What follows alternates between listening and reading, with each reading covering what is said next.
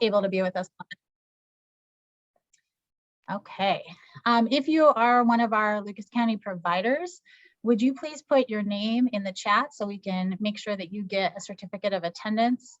And this presentation is going to start out with our SAS department taking the lead, so Angelique and Susan Peth.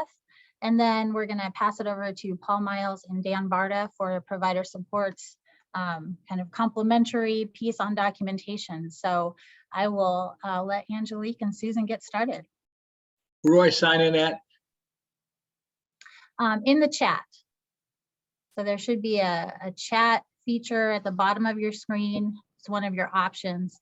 It'll pop open a box and you can type in your name. Oh. Okay, thank you. Yep. Good afternoon, everyone. Hello. I am Angelique Dela Cruz, and I am an SSA coordinator. I was a SAS for 16 years before becoming a coordinator. So we're going to start off with navigating Britco. What you're going to see is what we trained our SASs with for this. So I'm saying that because you're thinking probably like, why are they showing us this? Because we want you to see like the very intense process that this whole OISP is for all of the SASs that are doing these for these 7-1 span, or beginning the 7-1 spans.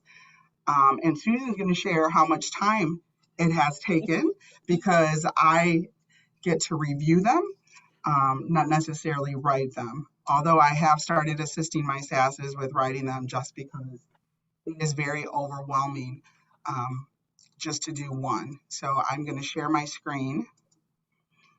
And this one? Okay, so it is. All right, well, good afternoon, everyone. I'm Susan Peth. I've been a SAS here at the board I will be going into my 7th year, actually, in June.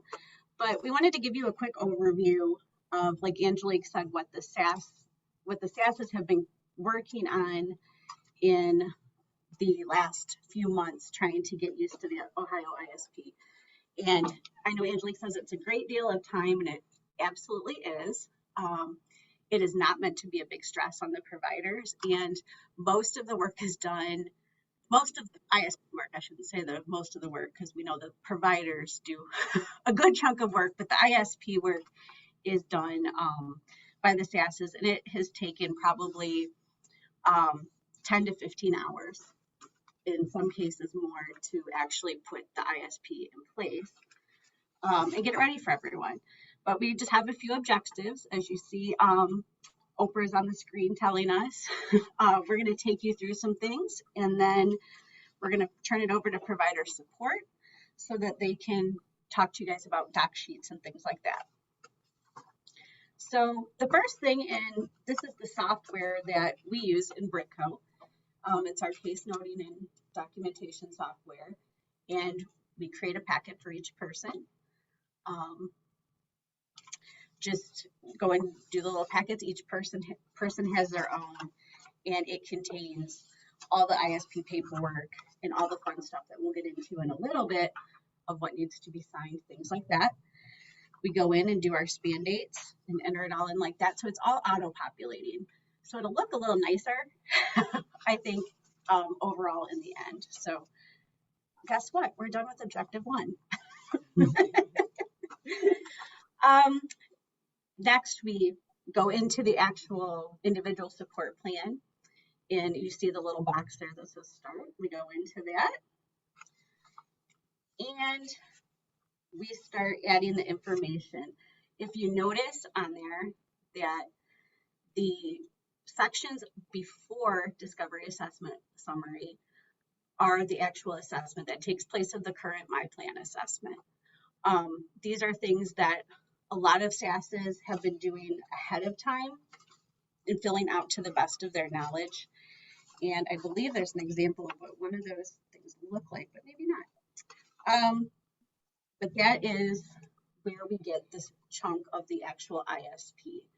So when you're looking at that, the cover page, communication, advocacy and engagement, safety and security, social and spirituality, daily life and employment, community living, and healthy living. Those are the assessment sections.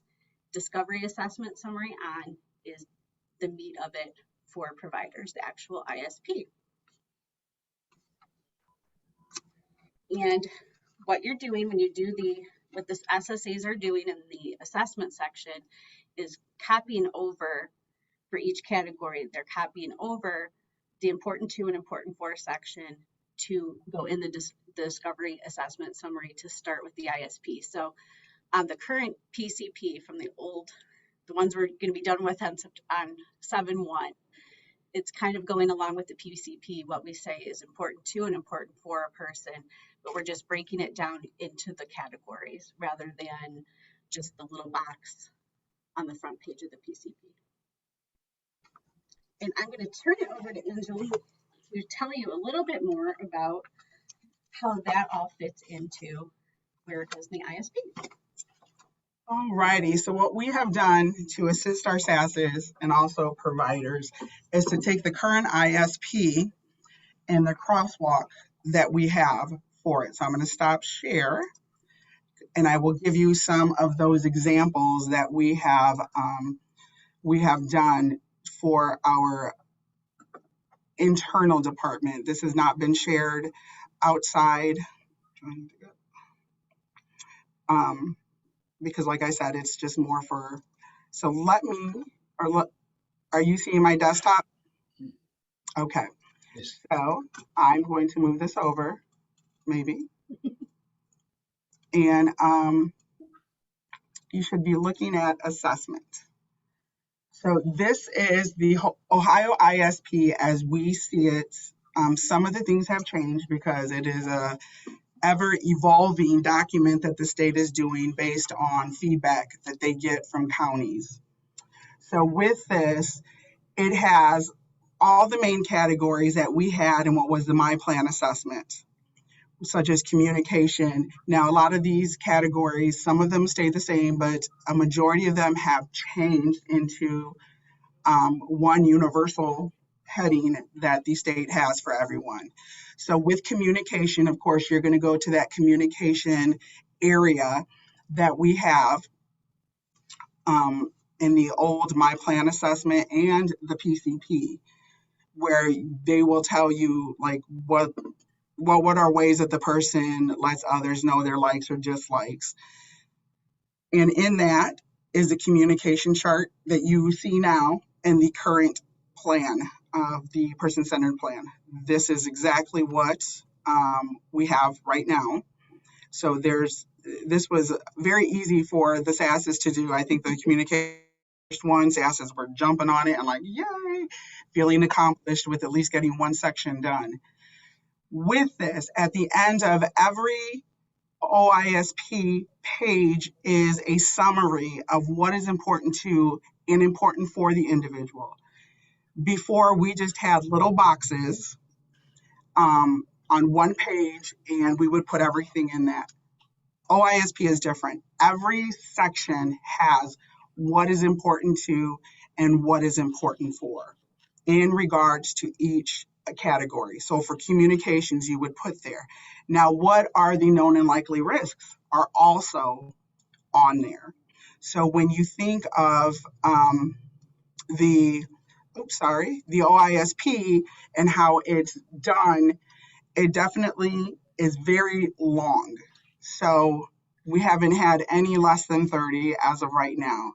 No fear, providers, because although you will get the entire ISP packet, reading it would probably be good. As a matter of fact, it is good to know your individual, but it will all be summarized.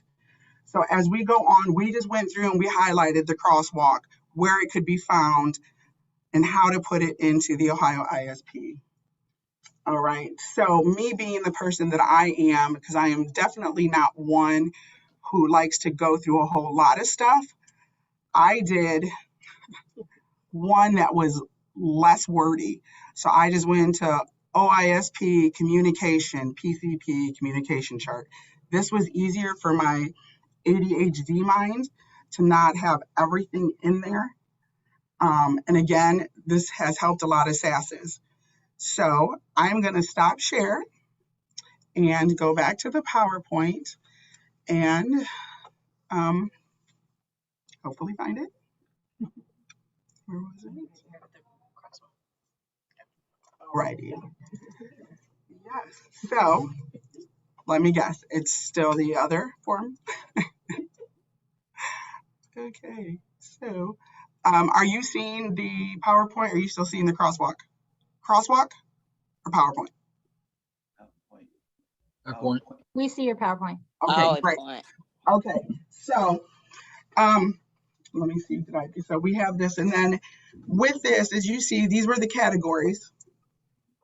Of all the categories, the ones that has changed with this has been the where is it? It's the introduction page. So right here, this is the introduction page. That was the only one in the old format that they first put out. OISP, they had put about me. They redid it. They called it introduction page. This will be about the person.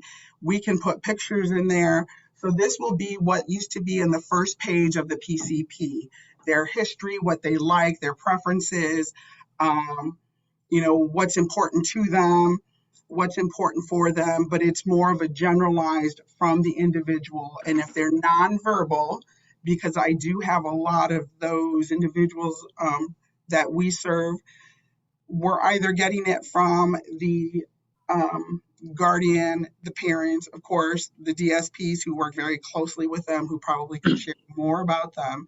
Those are the important things you need to bring to the table when you are meeting with the team. So the introduction page, like I said, is straight from the PCP. And yay, there's the information. Now, the majority of that was all SAS putting into the OISP. So this is the quick overview of the ISP for providers. Discovery assessment summary and on is what's going to be very important for providers to really pay attention to. These will be the things that we've summarized from the assessments into the discovery assessment summary. So again, this would be what the My Plan assessment was for you on this discovery assessment summary. Outcomes and experiences. This has been a little difficult for SASs to do because it's definitely changing the previous into what we have with OISP, because everything is in one packet. It's kind of hard. Before, when a SAS was doing their outcomes, there were two separate pages, so they could have the My Plan assessment on one screen and have the outcome on another, just to kind of make sure everything was adding up. What is very important with this is to make sure that when you are looking at the outcome, and I'll show you as I scroll, what you are responsible for, when, how often, as far as the frequencies. Okay, so what needs to happen? How should it happen? Who's responsible? And what is the frequency? So you would come over here and look at the outcome and see who needs to do it and the frequency of it. That was it. That was a quick overview of the ISP for providers, okay? So now we're going into objective 4, which is the team's to-dos, okay? This is what every person on the team will be looking at. From the cover page of, you know, span dates and when things start, and the services and supports that you will be giving. So the team content, services and supports. I love this because when we were doing this training, oh my God, it's happening. We were in disbelief that it was actually happening. They've been talking about this for many years. that they were going to get a unified OISP to distribute for the entire state of Ohio, so everyone would be doing the exact same thing. So this was our reaction. Everybody stay calm, because it's finally happening. We heard about it, but we never thought it would happen. So that was our little. So this piece here with the services and supports, right now, this is a very complicated and complex part of the OISP. So I say this for providers. If this is confusing for you, it is okay, because it is confusing for us. And we've been learning about this, which is why we've had to hold off training providers on this, because the reality of it is we did not know what we were getting into or what we needed to do, really until recently. So as the state keeps making changes, we kind of have to keep going with the flow. So there's a lot of fluidity as far as the OISP, because people just keep giving feedback and they're having to change things based on the feedback that they're getting. So with this, you will see that it will be in every category with the assessment area. So whether it's communication or healthy living or safety and security, you will have the span date. And with that, of course, this is what would be the My Plan assessment that you would do your doc sheets with. Provider support, we'll be getting into that in a little bit. So with that being said, this is where it's at. It's HPC, medication administration, frequency, and provider. This was actually taken, so I don't know why they had. And there will never be, each provider will have their own box. So if two providers do something in healthy living, it's not going to say Sunshine and Tomalisa Mickles. It's going to say Sunshine, and then whatever the other provider does will be on a separate line. So you're never going to have to look on this to see what is yours, or because that way the frequencies are more clear and things like that. So yeah, so it will not be a shared box. Everyone will have their own individual, even if it is natural supports. Well, right here, this is paid supports. There's also a section for natural supports, and then there's also a section which for non-waiver services. So I know some of you provide individual budget services. So that would be on another.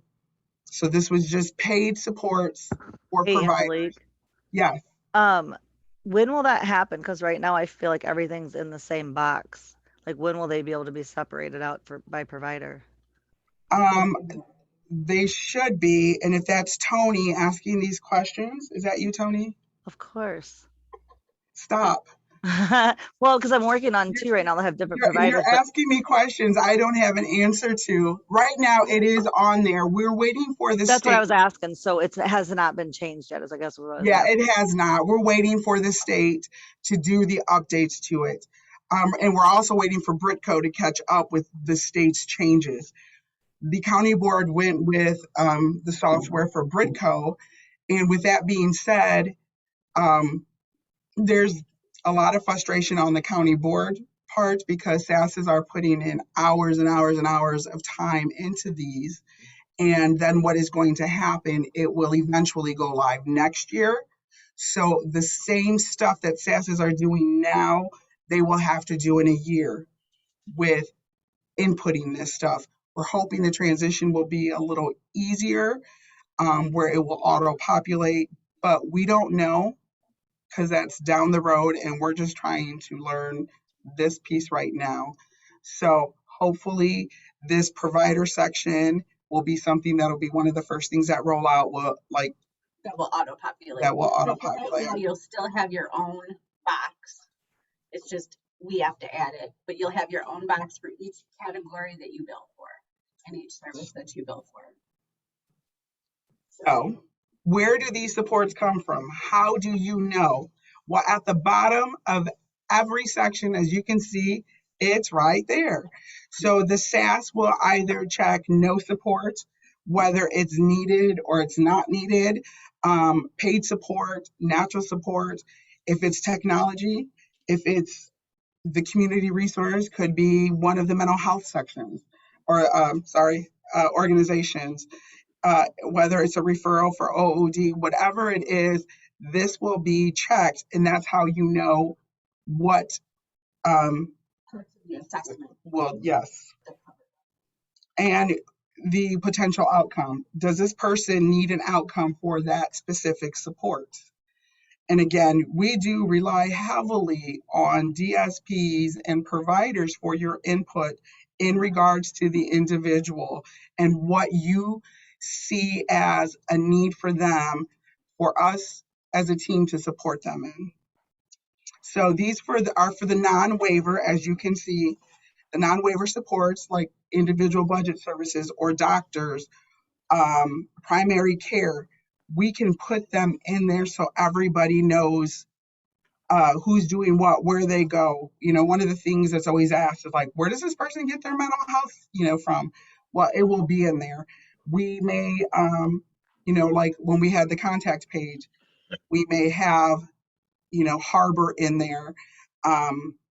But we don't know necessarily, is it for the case manager, medication, or psychiatrist? This could be where you go and find that information, because it'll document medication or it'll be case management or whatever the service is. Alrighty, so this page right here is going to take place of our current meeting minutes. So the page where everyone does the signing, this is going to be for team members. So this will be for the individual. Is the plan restrictive? Yes or no? Does the person understand they can change their mind at any time? Yes or no? So these are the questions that we're going to be, as you can see, the person supported, family guardian. This will be all the stuff on there as far as team members. This is a signature page. This will be if it is signed at the meeting, which some SASs are still using the old documents and they're uploading. So if they ask you to sign the old document, they can upload it on here. You can either be sent via email to sign, say, hey, nope, I don't want to sign it yet. I want to be able to review. Well, SASs can send this to you. Or you can sign it in person with a stylus or your finger, like this says, there at the ISP meeting. Once you have signed it, and if this is sent to you because you did it via email, you will get a signature request sent. We know that it's been sent because we get this confirmation. Okay, we will also get a confirmation when it has been signed. So you would fill out your name and you would click sign. Okay, so the copy of plan is sent with signature for your review. So this is what this auto populates once we hit the email for it to be sent to you.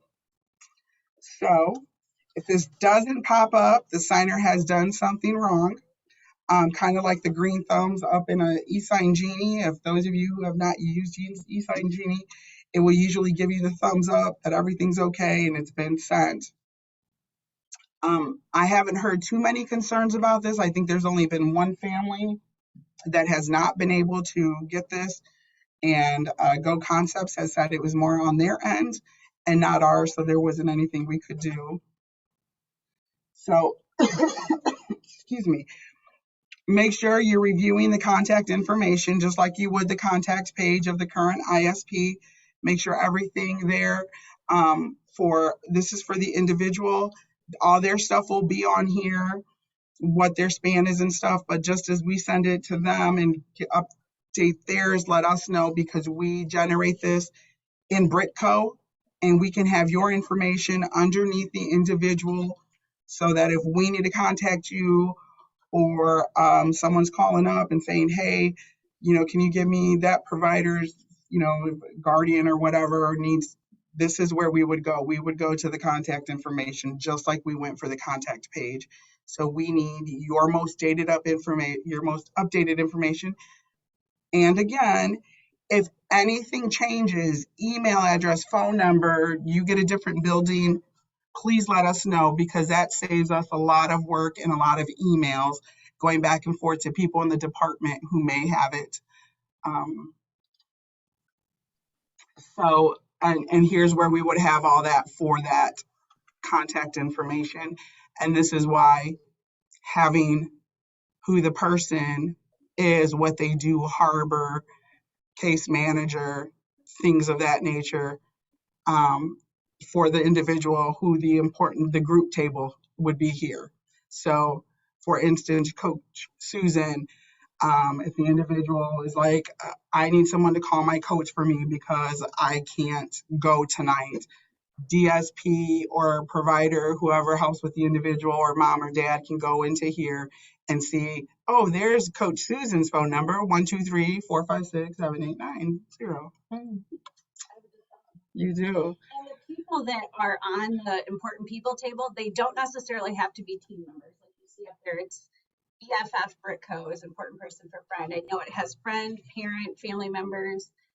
I think there's a few other little drop downs. So that is somebody who would not necessarily get the ISP itself, but are people, like Angelique said, who are important to the person. If you have a release and they say, hey, I need you to call this person or whatever, that would be another place. And I have some people that only have 2 people in it, and I have some that have 1. So, and I would say, like, the important places, I have an individual on our team who the important place to have meetings is Frisch's Big Boy. I mean, that's just an absolute, that's just where we always had to meet for his meetings. So that's important to the individual. So for the individual, it's important that the team know that. So, and this was the stuff we were going to say, wasn't it? Yeah. So I'm going to scroll through these very fast, and oh, I stopped it. Well, anyway, we were done. So, okay, I'm going to go through here. This ISP info first to read, and then go back to sign it. You should be able to do that. Yes, you should be able to print it and look it over and send your revisions or what you would like to the we download it off of Britco, and we send it just like we would send the current ISPs, but it would just be one chunk instead of the My Plan Assessment, Desired Outcomes, and PCP. So we send it in a PDF format that we download off of Britco, but yes, we do. Any other questions before we turn it over to the important part you all are here for? No. Okay, take it away, guys.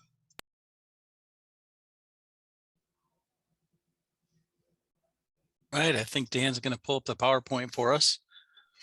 Ours is pretty short and sweet, but it should be practical for our providers.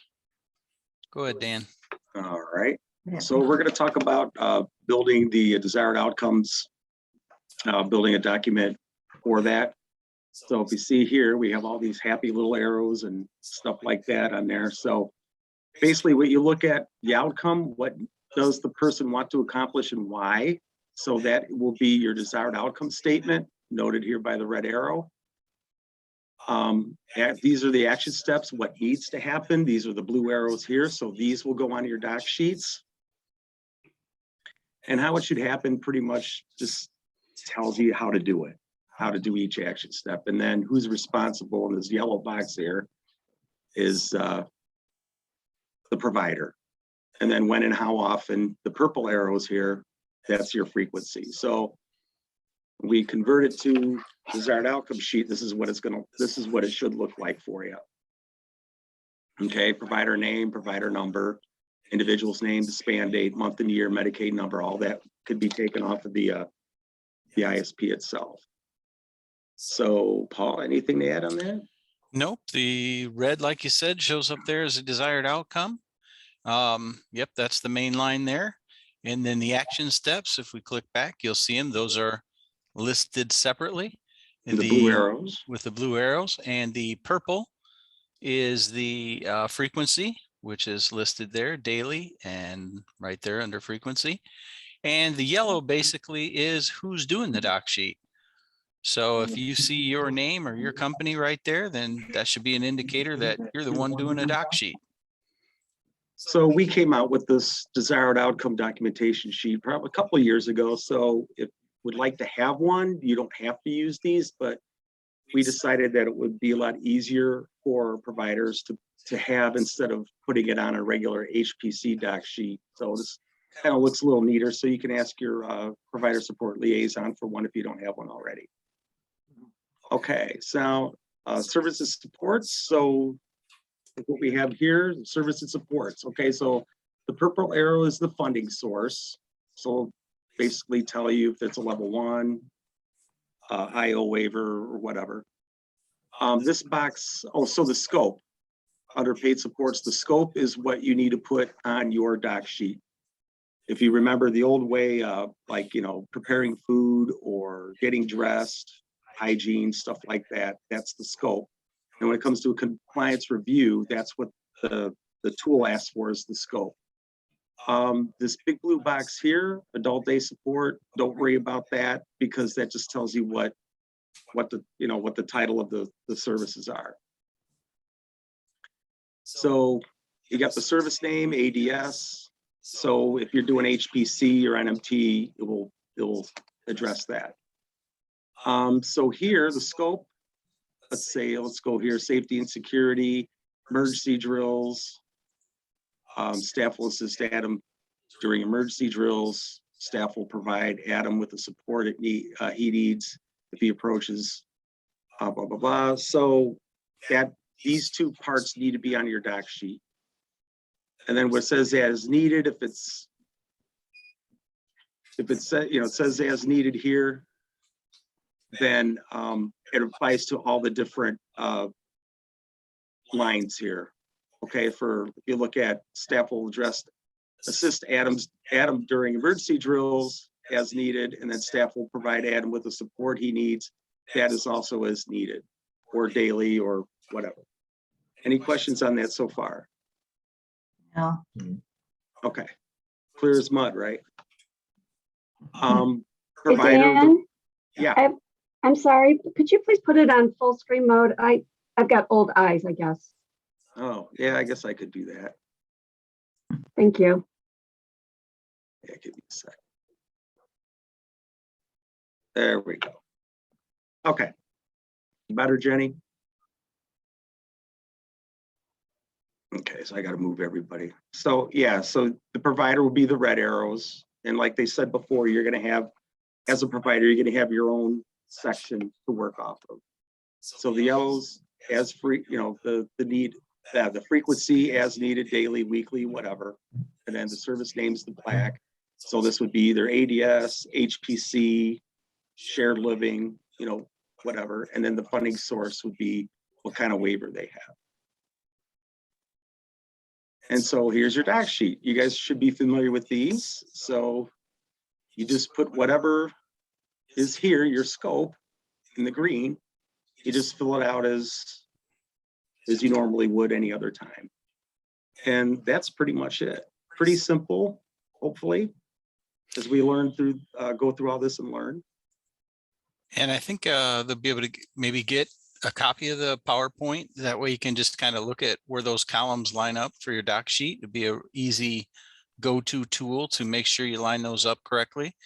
And another reference is when you go to fill out your first one, make sure you contact your provider liaison, and they can help you set up that first one with the new OISP. And then you should be good to go from there.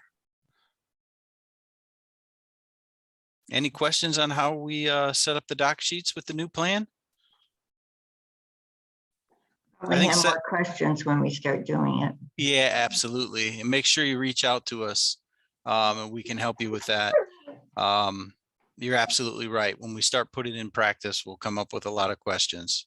And then speak out. You have me on speed dial. All right. Yeah, I know, Chris. That's okay though. I don't mind it. The doc sheet part of it really hasn't changed a whole lot other than kind of where you grab the information from. But the, you know, the ISP looks completely different. When you're going to do your doc sheets, it's in that service and supports area, and in the outcomes, those two sections are the ones we're focusing on for writing down, for documenting on what services you're providing.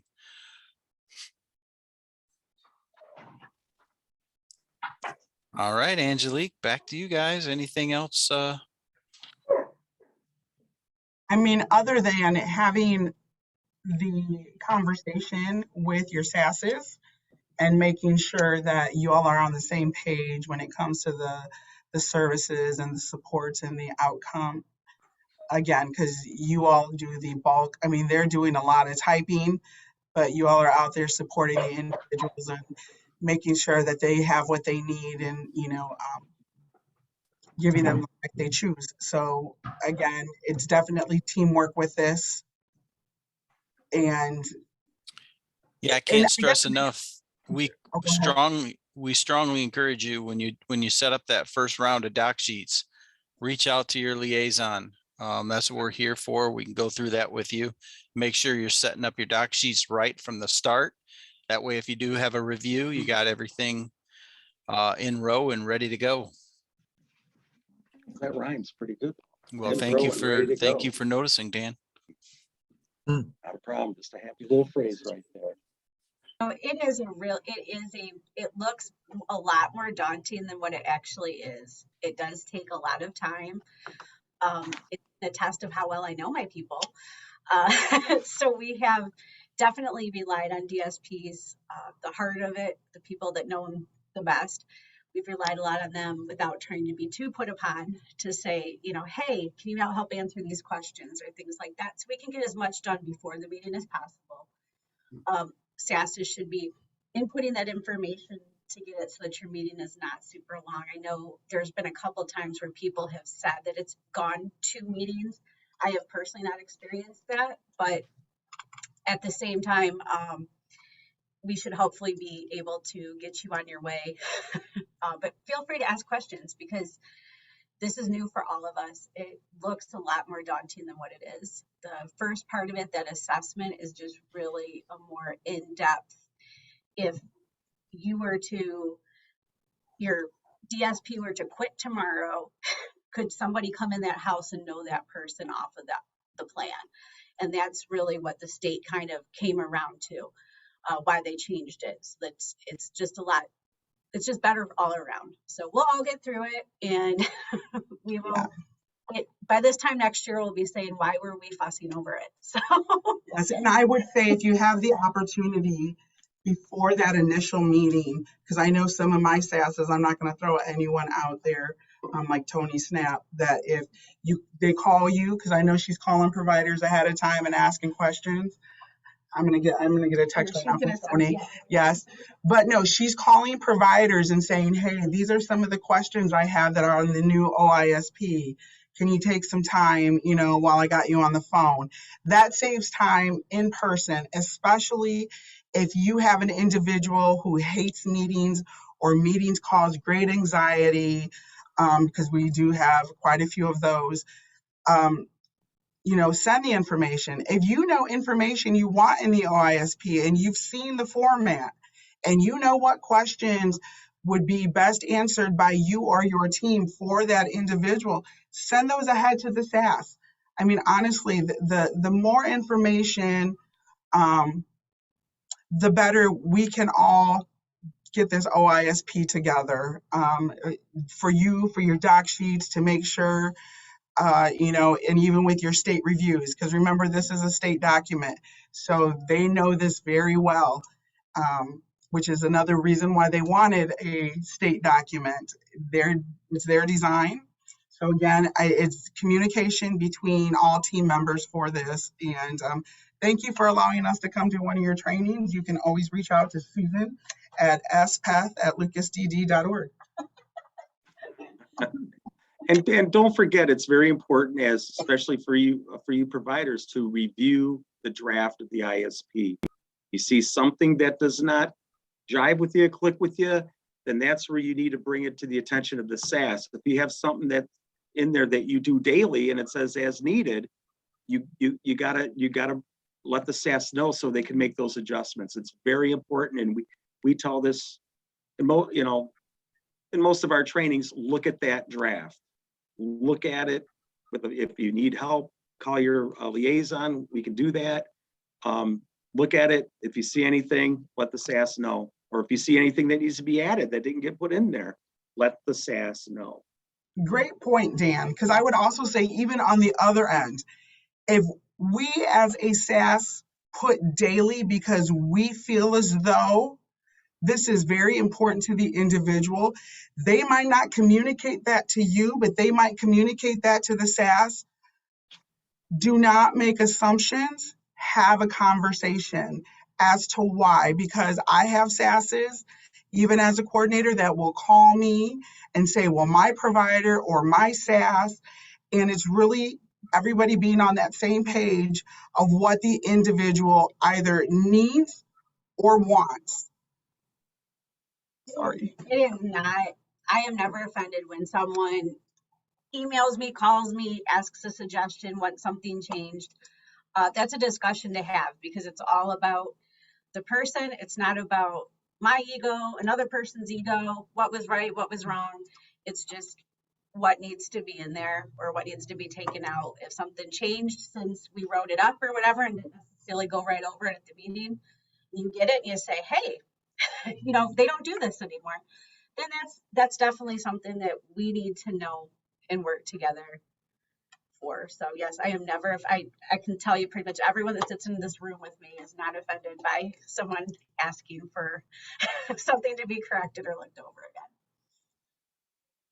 All right, well, we're done. So Dan, Paul, take it away. Thank What do you. we got to take? We got nothing to take away. If there's any last questions, you feel free to come off mute. Thank you, Angelique and Susan and Dan and Paul, for putting this all together. If you are a provider and you have not already put your name in the chat, would you please do that so we can send you a certificate of attendance? And while you're doing that, any last questions or comments for our panel? I'm not sure how to get in the chat, Marsha Madison. Okay, Marsha, I got you. Okay. I jotted down your name. Thank you. Thank you. I see the chat box, but I couldn't see how, where it popped open. Can you also add Greg Thompson Total Home Care on that? Because I didn't know how to get in it either. Gotcha. Thanks, Greg. Yep.